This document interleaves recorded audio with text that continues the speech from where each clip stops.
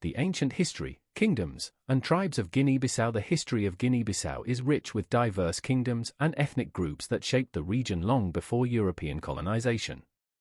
The territory that is now Guinea-Bissau was part of various African empires and kingdoms that flourished between the 8th and 19th centuries.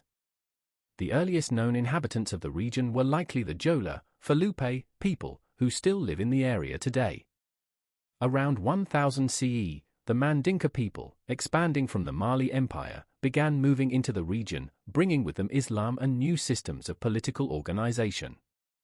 The Mali Empire's influence in the region was significant during the 13th and 14th centuries, though its control was often indirect.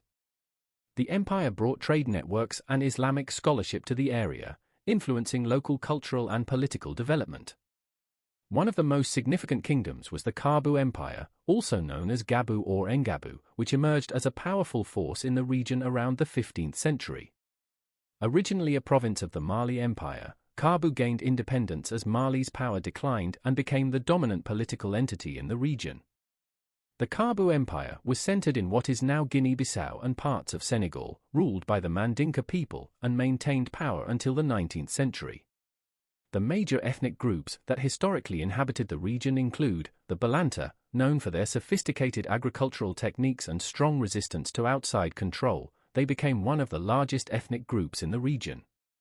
The Fulani, Fula, traditionally nomadic herders who established significant political influence in the region, particularly in the eastern regions. The Mandinka, who brought significant political and cultural influences through their connection to the Mali Empire and later the Kabu Empire. The Papel, who inhabited the coastal regions and developed complex social and political systems. The Manjaco and Mancanya, who established themselves primarily in the northern coastal regions. Portuguese influence began in the 15th century with the arrival of Portuguese explorers, though their control was initially limited to coastal trading posts. The Portuguese established trading relationships with local kingdoms, primarily focusing on the slave trade and later on agricultural products. The Kabu Empire's decline in the 19th century coincided with increasing European colonial presence. The empire finally fell in 1867 to a coalition of Fula forces, marking a significant shift in regional power dynamics.